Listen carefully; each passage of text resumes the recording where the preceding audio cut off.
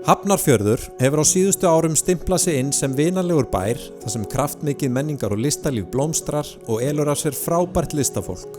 Hér er það einstaklingurinn sjálfur, framlag hans, sköpun og þáttaka sem spilar stærsta hlutverkið. Hefð hefur skapast fyrir því að tilkynna árlega bæjarlistamann þegar sumar tekur við að vetri. Bæjarlistamaður Hafnarfjarðar 2023 er Pétur Gautur myndlistarmaður sem hefur auðgað menningarlíf bæjarins með myndlistarsýningum sínum en verk hans eru landsmönnum vel kunn.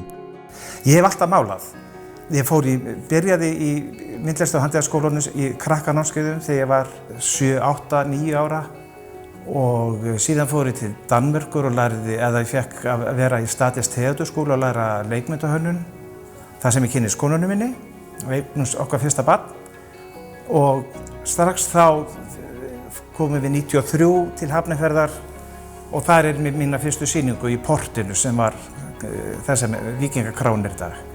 Þannig að það er mín fyrsta sýning, í Hafnarfirði.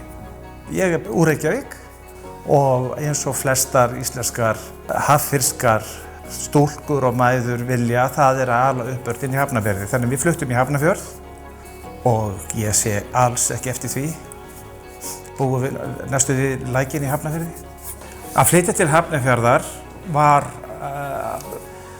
fannst mér stórkostlegt, sérstaklega þegar ég voru með litla krakka og mér fannst frábært að búa á stað þar sem ég gat gengið allt. Mér fannst það geggjað.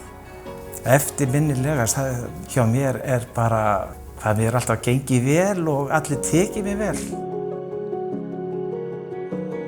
Ég á marga uppáhaldsstaði í Hafnarfirði. Upplandið kemur kannski fyrst í hugan. Gaman að njóta útivista þar. Síðan finnst mér líka bara gaman að keyra meðfram ströndinni í Hafnarfirði. Horfa á hvalina í höfninni. Mér finnst bara allur Hafnarfjörður yndislegur og mér finnst hann hafa orðið alltaf vera fallegri og fallegri. Mér finnst miðbærinn líka búinn að taka miklum breytingum. Og á sumri finnst mér uppáhaldsstaður bara að vera miðbærinn og fara til Palla í Bæjarbíó. Í dag er ég að mála hortensíurnar eins og sjáið. Þessi er dauð en hún er þarna lifandi og nú er ég að reyna við þessa.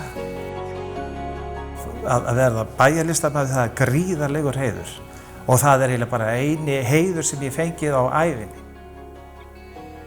Þannig að það skiptir mig það bara yljar hjarta mitt. Ég veit ekki hvernig hægt að segja fallegri frá því.